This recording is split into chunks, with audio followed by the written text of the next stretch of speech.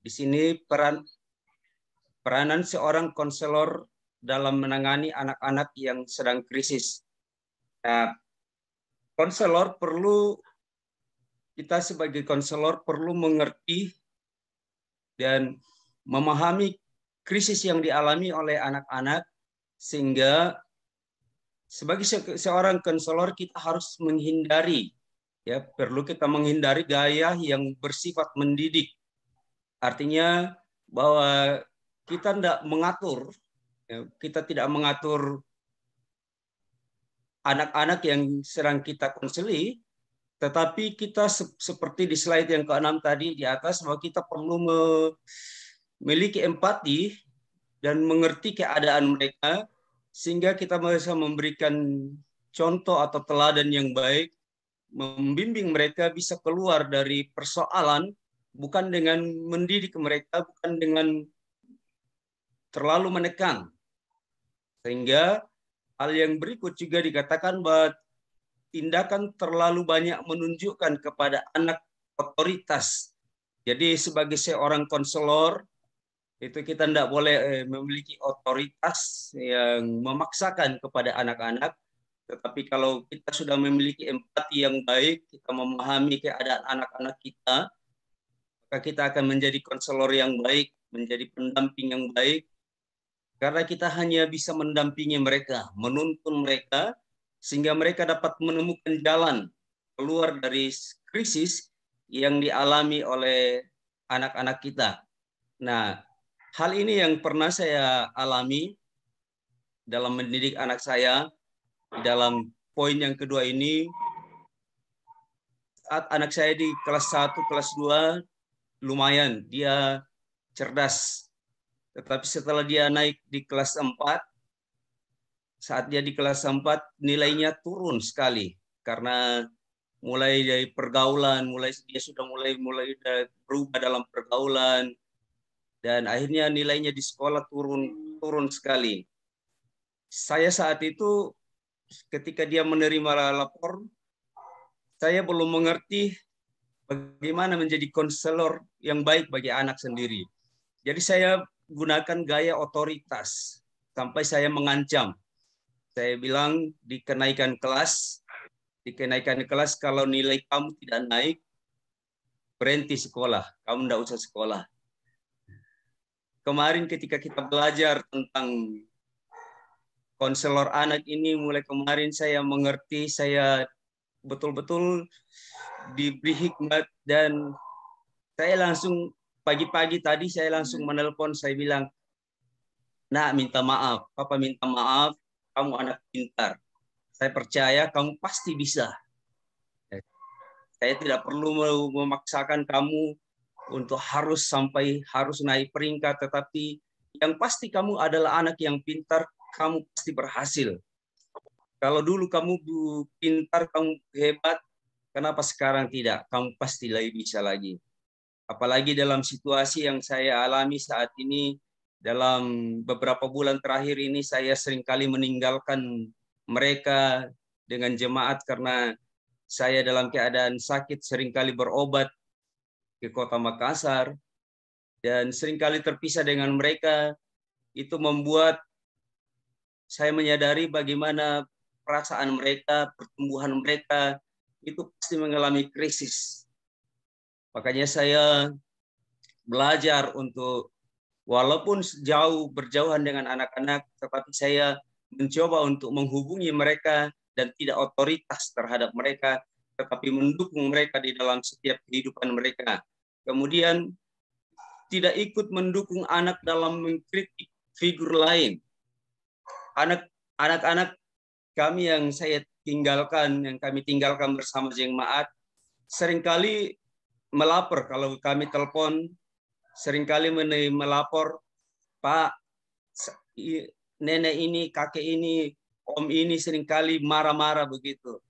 Tetapi sebagai orang tua dan sebagai hamba Tuhan, saya belajar untuk membuat mereka tidak mendukung mereka, tetapi mengarahkan mereka supaya mereka bisa memahami, bisa menerima keadaan, sehingga mereka bisa melalui itu dengan tetap tabah, tetap kuat, dan menjadi anak-anak yang bisa tetap mandiri, bisa tetap kuat.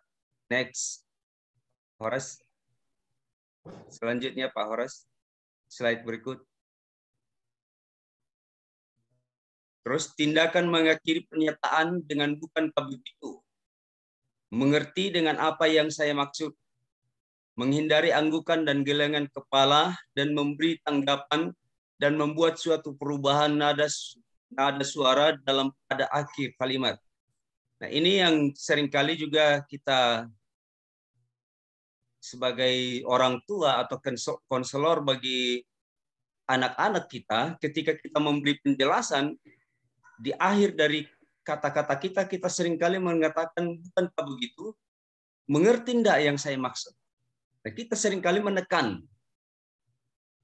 Sebagai seorang konselor ternyata saya menyadari kita tidak bisa begitu. Karena kalau kita menggunakan kata-kata seperti ini masih berarti bahwa kita otoritas terhadap anak-anak kita. Ya, kita otoritas menggunakan gaya otoritas memaksakan. Tetapi kita harusnya memahami, ya, memahami dengan apa? Dengan tadi di kuis slide yang ke-6 kita berempati kepada mereka, sehingga anak-anak itu betul-betul merasa nyaman dalam apa yang kita lakukan, apa yang kita perkatakan, apa yang kita sampaikan.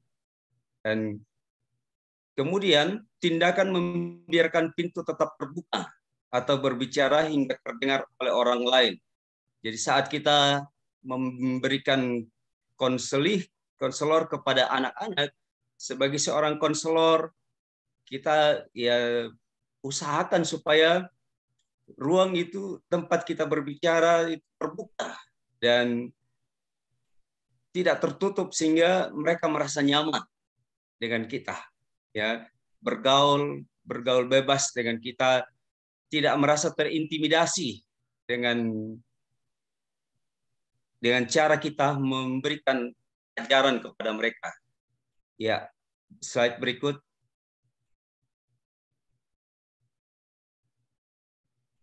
Sikap baik secara berlebihan. Nah, kadang-kadang juga dalam menghadapi anak-anak, kadang-kadang kita memiliki sikap, kadang-kadang kita berkata bahwa kita baik, ya, bersikap baik. Tetapi sikap yang baik itu ternyata kadang-kadang itu terlalu berlebihan. Nah, ini yang kita perlu pelajari, kita perlu manajemen dalam kehidupan kita sebagai orang konselor.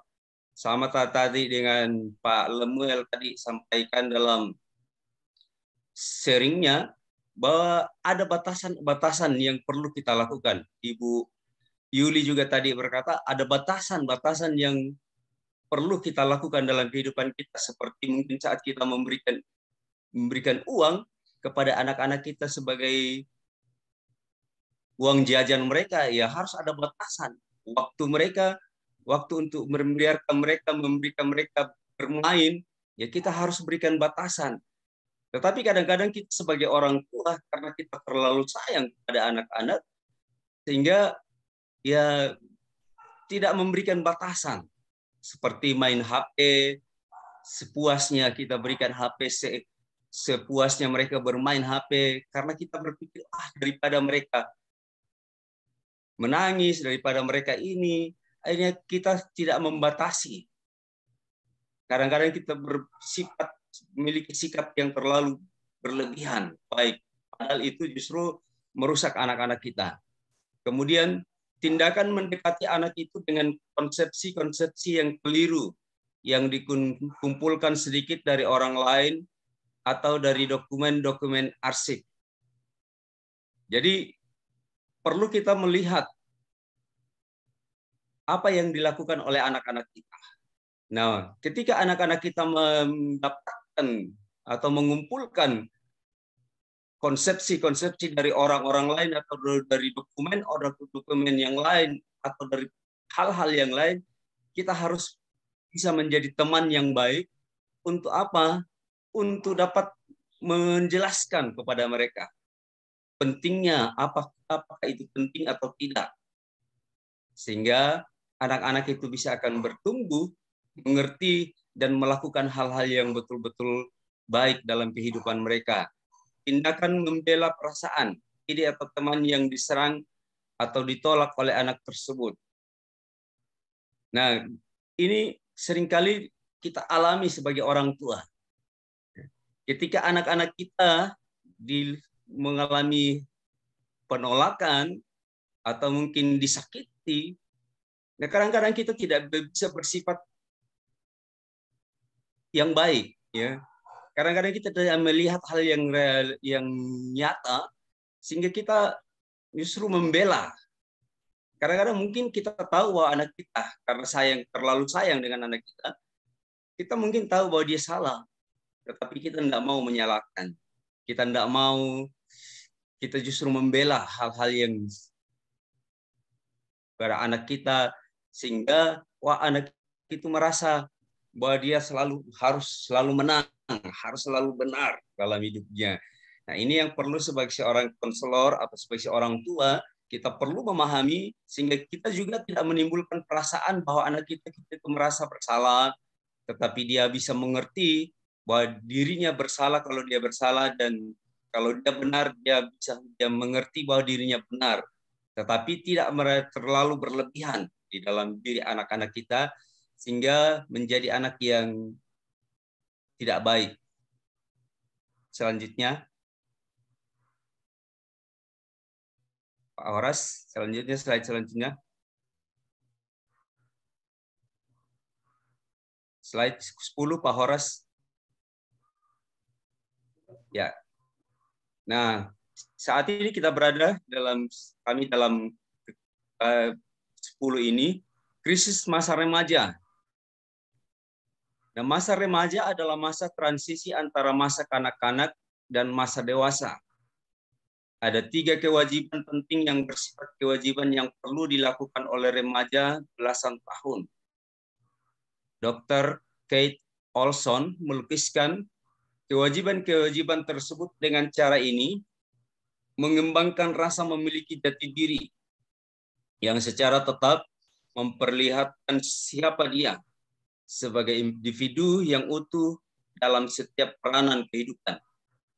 Memulai proses membangun hubungan yang ditandai oleh ketertarikan dan keakraban.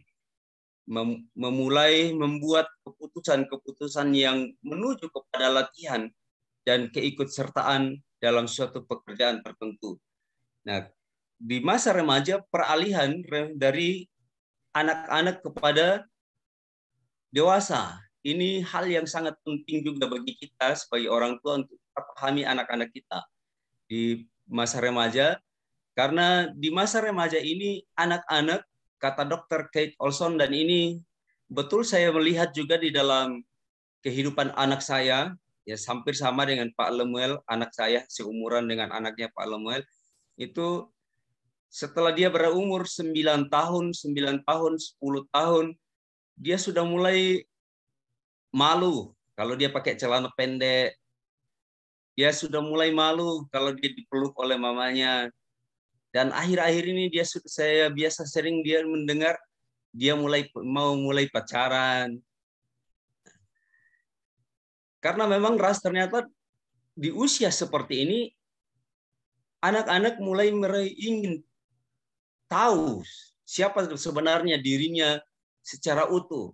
Nah, kadang-kadang di masa ini juga, Bapak Ibu Saudaraku, kalau kita tidak memberikan arahan yang baik dari anak-anak kita, kadang-kadang di masa ini kadang-kadang juga membawa anak itu bisa tidak pede dengan dirinya, sehingga kadang-kadang kalau pergaulannya hanya justru bergaul dengan yang tidak sesuai, ya minta maaf dalam kata kasar mungkin, ya misalnya laki-laki terlalu bergaul dengan perempuan, nah biasanya akhirnya Bapak, ya muncul istilah yang mungkin kita tahu, biasa disebut bencong atau apa, bahasa yang lain, bahasa sekarang mungkin itu. Karena apa? Salah arahan, salah pergaulan. Nah, anak-anak sudah mulai memiliki jati diri yang secara tetap. Di usia seperti ini mereka mencari jati diri. Siapa mereka sebetulnya? Sehingga anak-anak di usia seperti ini mereka mulai membangun hubungan yang ditandai oleh apa? Mereka mulai tertarik kepada siapa? Mulai tertarik dengan siapa? Anak saya yang pertama itu kelas 4, 10 tahun, dia seringkali mulai cerita-cerita tentang temannya yang cewek, yang cantik. Oh, ini cantik. Saya kadang-kadang saya bilang, loh, kamu masih terlalu kecil. Tetapi ternyata ya ini perubahan, masa peralihan, dan penting untuk kita betul-betul memahami dan mengarahkan mereka sehingga mereka tidak jatuh dalam pergaulan bebas. Mengarahkan supaya walaupun mereka harus membangun hubungan, dan itu penting, mereka membangun hubungan dengan siapapun, tetapi yang kita harus mengajar mereka supaya mereka tidak jatuh dalam pergaulan bebas. Kemudian memulai membuat keputusan-keputusan yang menuju kepada latihan dan keikutsertaan dalam suatu pekerjaan tertentu. Jadi anak-anak kita di usia-usia seperti ini, mereka mulai mengambil keputusan. Mereka mulai mengambil tindakan untuk apa? Seperti tadi Ibu Yuli ceritakan, mereka mulai sekolahnya itu harus di mana. Ya, keputusan mereka mereka mulai menunjukkan dalam diri mereka mau jadi apa. Dari usia seperti ini sebetulnya ya kita mulai harus betul-betul mengarahkan, karena mereka mau jadi apa sebentar. Ketika mereka sudah besar, ketika sudah dewasa, mereka mau jadi apa. Nah, dari saat inilah mereka mulai berlatih mengambil keputusan-keputusan tersendiri. Kadang-kadang kita sebagai orang tua memaksakan kepada anak kita, wah, kamu harus jadi seperti ini. Makanya saya selalu belajar menanamkan kepada anak saya tidak pernah, mulai dari kecil saya tidak pernah memaksakan, kamu harus jadi pendeta. Tidak, tetapi apapun, saya selalu berkata, apapun yang menjadi kesenanganmu, apapun yang kau mau, kalau kau mau jadi seperti ini, ya jadilah seperti itu. Sambil kita mendoakan. Tuhan, terus next. Slide yang ke-11.